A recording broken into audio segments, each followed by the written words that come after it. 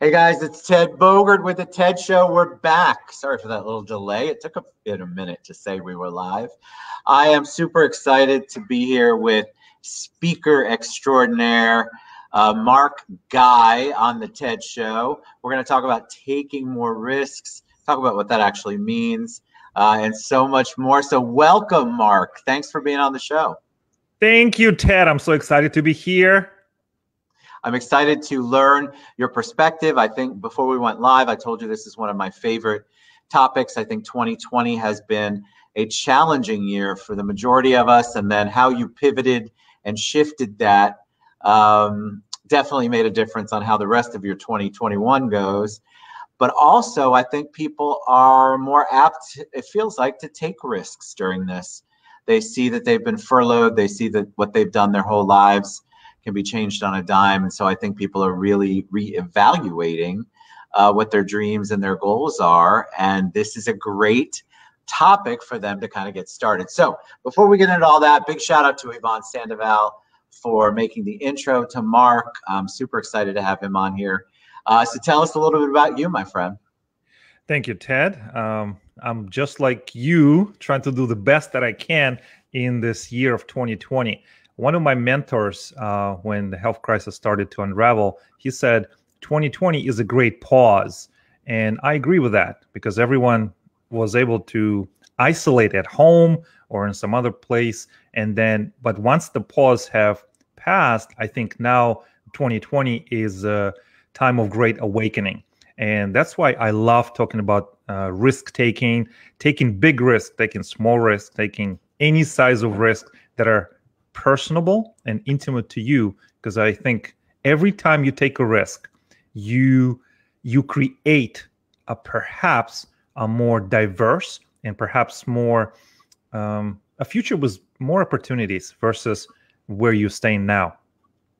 I agree. So tell us, and I want to take a deep dive in that, but tell us how you got to be this new version, this version of Mark Gai. Were you always a positive human being? Were you always out there doing speaking engagements?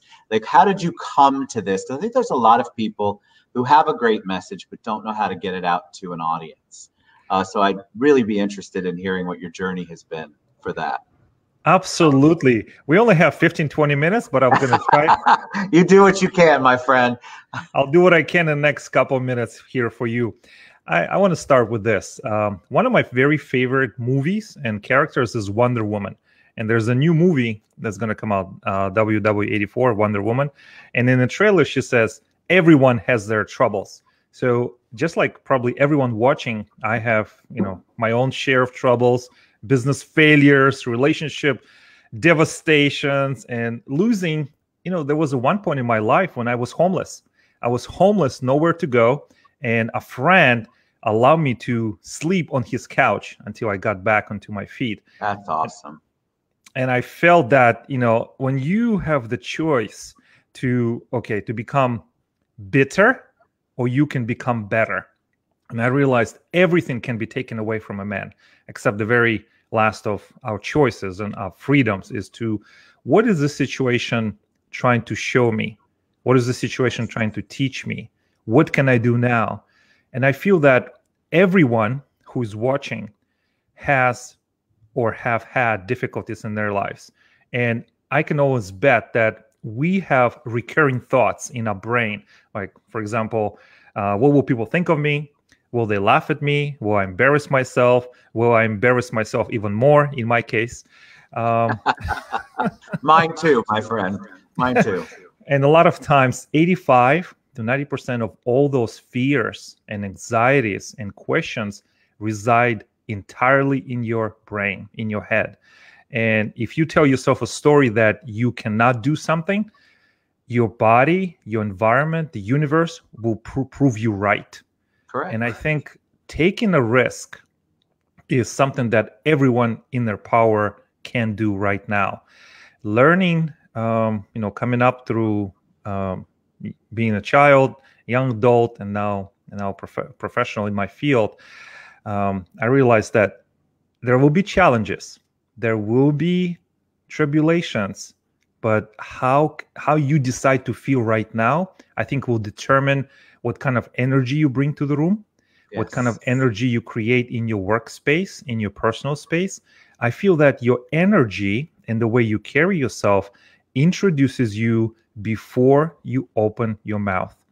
And after those traumatic experiences that have coincided with 2007, 2008, and 2009, almost 10 years ago, after losing all my physical possessions, relationships, and all the things I worked so hard for and gave my energy, my blood, sweat, and tears, everything was taken away.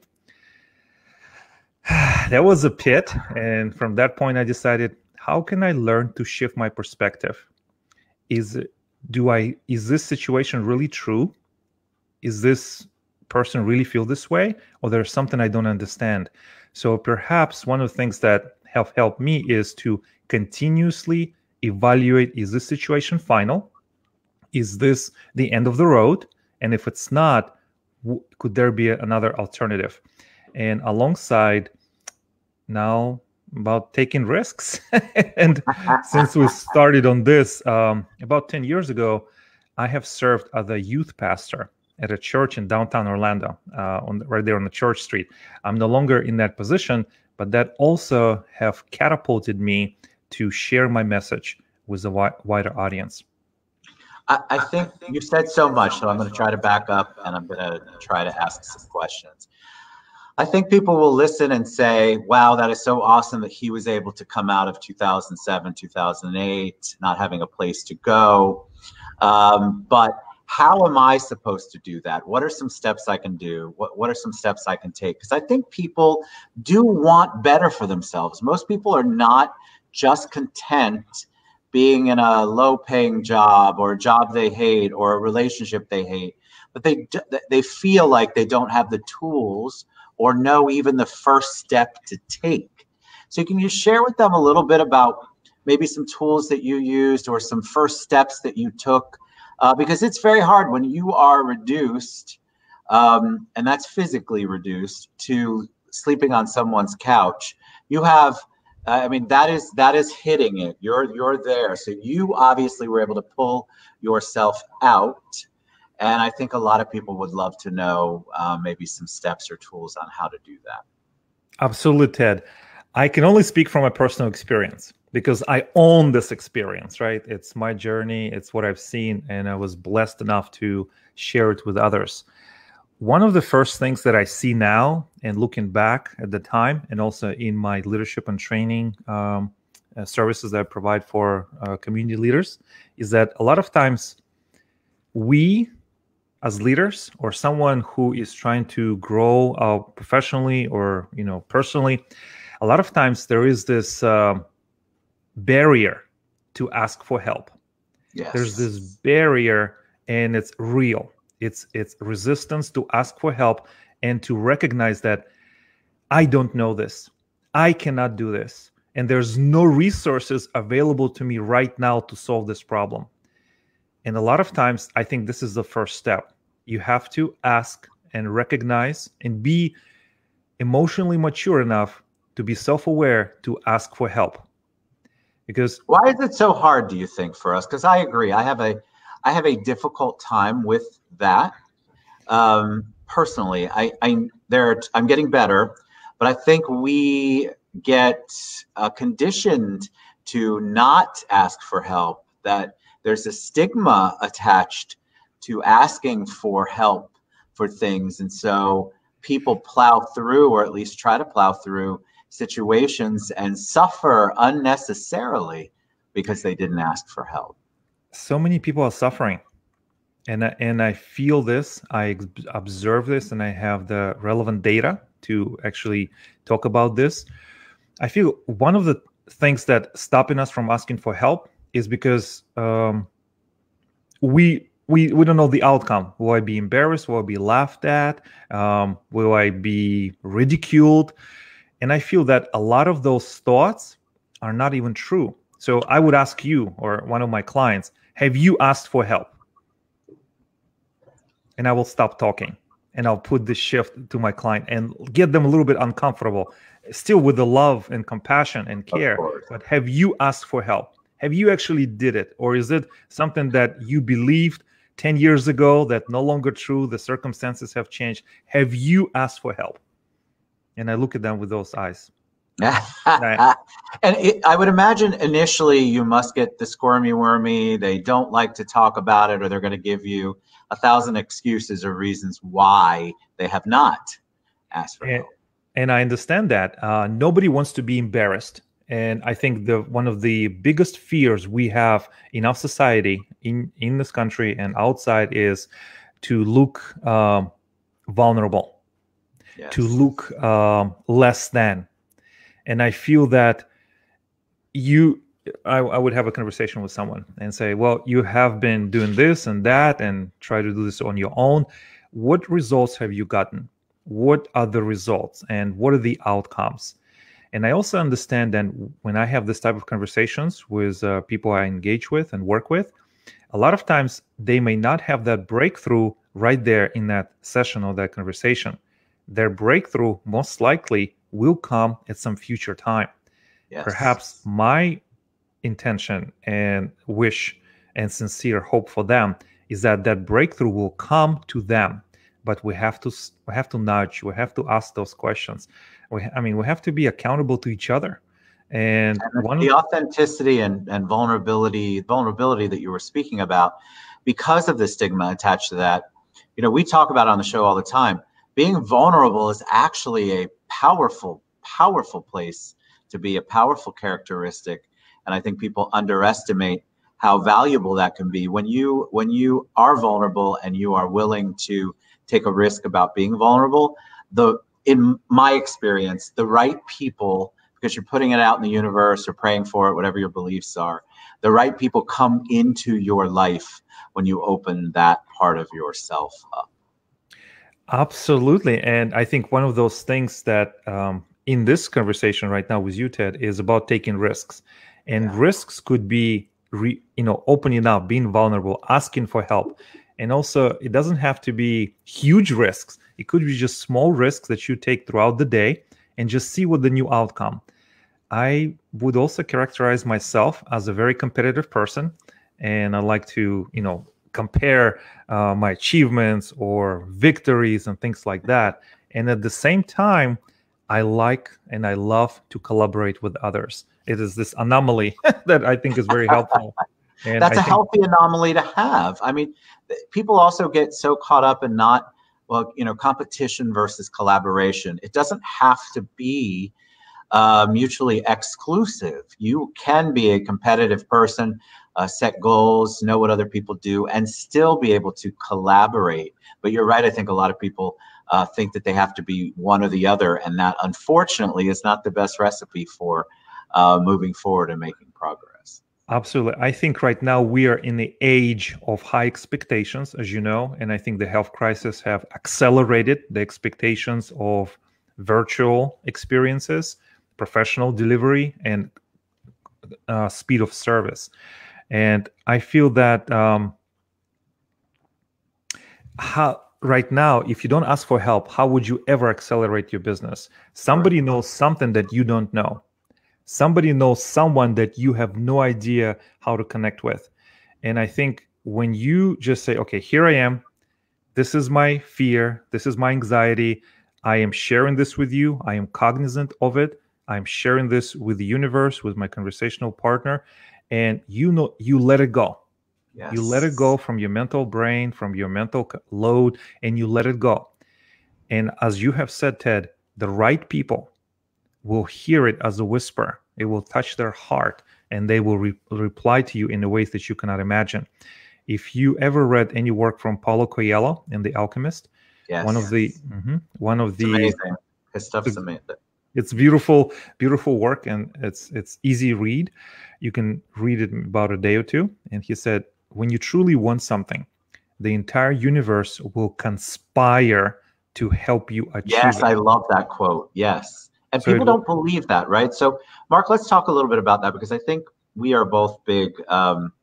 What you're trying to attract will be delivered to you, and a lot of people don't understand that concept. So, in the risk-taking thing, you mentioned something super important earlier that I want to reiterate. it doesn't have to be this giant risk. So don't say I'm going to give up my salaried position with a 401k and health insurance and take a giant leap and not have another source of income, or what that you have to put in some sort of thinking it through rather than taking a giant leap and not have thought through the process, I guess. So that's why when you mention that it can be small risks, elaborate on that a little bit, because I think people think they have to go from A to Z and there is no other alphabet in between. Well, I feel that we as humans have a gift of rational thinking, I hope. And we're working on it every day. And every day. Amen to that. So as feeling, thinking individual, human, you have the ability to discern and to ask questions and also act as if you don't know anything and ask for help from the experts. I feel like in this case that you have mentioned, Ted, if you have a full-time position and you are thinking about leaping into entrepreneurship or some kind of collaboration agreement, your job or your income is your bank. Use it as much as you can. There's entrepreneurs who are struggling to have enough sales conversations, to have enough income to sustain their basic expenses. But if you can find a way to use your job as a bank, as a ramp to build in the proof of concept, to get your referrals, to test your market, to sharpen your message and grow from there, it is taking risk. It is a smart risk taking. And how will you ever find out? You ask the experts. You stay open to feedback. A lot of times I feel that the ego, whether that's in front of the group discussion or even larger audiences, the ego, I think, is muting the wisdom that is coming from people who can share. And you as an individual have a fluidity in thinking. So you must use all your senses to attune to what the other person is saying and really understand what they're trying to share with you. I think I agree. I think any progress, you mentioned it, even that little step, one step forward, guys, is still one step forward.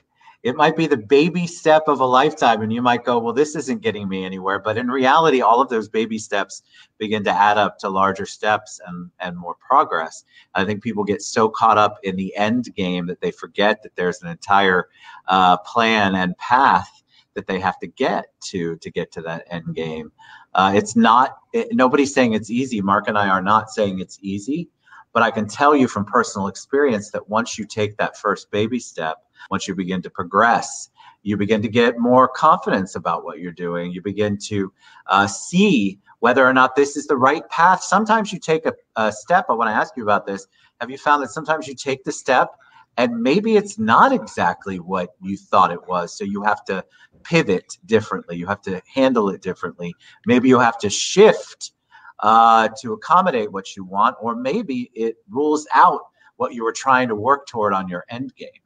Absolutely. And also I believe in a balanced portfolio. I have a strong background in statistics and finance, and look at me right now, I'm a writer and a speaker.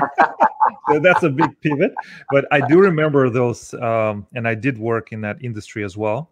So I understand that language and the theories and the practice of that.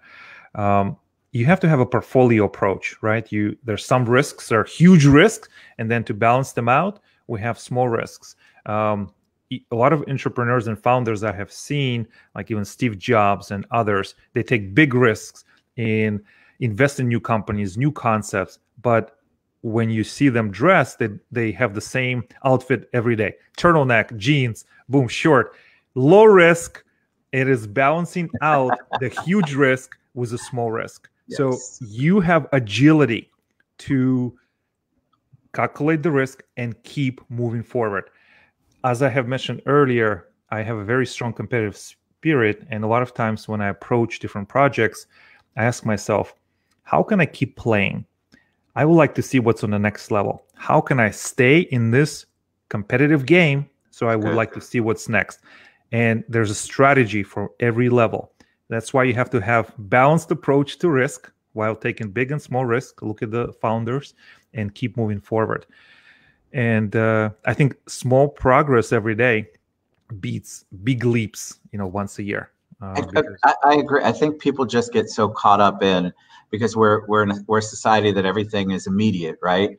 If I make my decision now, I need to be making $1 million a month tomorrow, and so we don't like to wait for that process where we don't have the patience in general. And I would encourage people to have the patience. Look, if you are in a life that you don't like, or you have a dream that you want to try to fulfill, what is the harm in taking the first step? So if you decided you want to go back to school to get your PhD, I don't know why a step forward, filling out the application, is a big deal.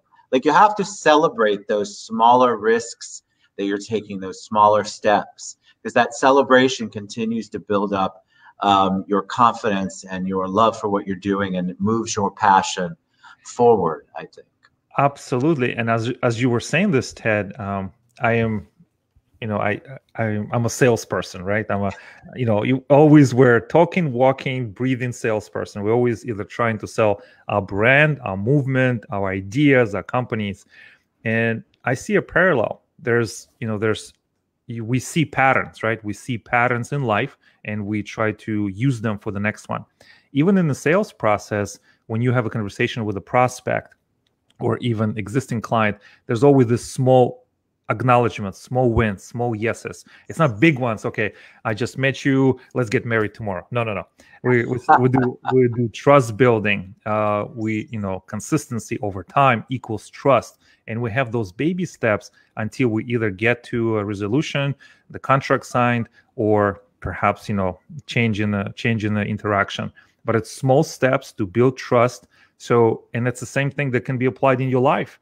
It doesn't have to be huge. Just whatever you're comfortable with, it is much better than not taking any risks at all. My God, best advice right there. You trust me, guys. What Mark is saying is so true. You will relish that first risk you take, that first step you take, and realize most people will come back and say, why didn't I do it? I shouldn't have been afraid to take that first step. Remember, if you're taking the steps in a way that makes sense, and you're not taking the giant risk of losing your 5-6 figure income to all of a sudden start a brand new business and you've never been in business before. If you're doing the steps like Mark is talking about and really celebrating those victories, you can move so much further. And then I think you're going to say, why didn't I do it sooner? Why didn't I do it sooner? And also, this is beautiful, Ted. I agree with you. And as you were saying, I think as we travel, whatever path we take, and everyone's path is personal, don't forget to have fun. Don't forget to make fun of yourself, because when you make fun of yourself, you invite people and give them permission to see, okay, so this person, she is, self-deprecating. I think I can relate. I can build a deeper trust. Or he is not afraid to admit his biggest mistake, and looks like he is still making mistakes. Okay, that signals to your audience and your conversational partner that you're in a safe space. It's okay to acknowledge that. I think it builds rapport faster, builds trust faster. I feel that the humor, and I know a lot of things we talked about before the show, is about improv and storytelling. For the last 5 years, I've been taking and teaching improv classes in Central Florida, and also to my clients as part of my executive leadership training. And I feel that it helps with sales. It helps you build resilience. It helps you be more creative. It helps you with your relationship skills. You can speak to anyone, anywhere, about anything, anytime, if you take improv classes. How much is that skill worth to you? I would love for you to come back and we figure out how. I've had many requests for people who want to participate remotely or live on the show in some sort of improv related, because the skills that you get from learning improv and the art, in my opinion, of improv are, you can take that to anything, like you mentioned, business, personal. It just changes the way that you sort of approach things, especially problem solving. And so it's just such a powerful thing. So I'd love for you to come back and talk about that, because I think that's an amazing topic. All right. So Mark Gai, I'll be back. Mark Gai, tell us, what is the best way to reach you? If people want to learn more, they want you to come speak at their organizations or for their teams, or they just want to learn more about Mark, what's the best way? I would love to hear from everyone who's watching, listening, consuming this beautiful program. Thank you, Ted.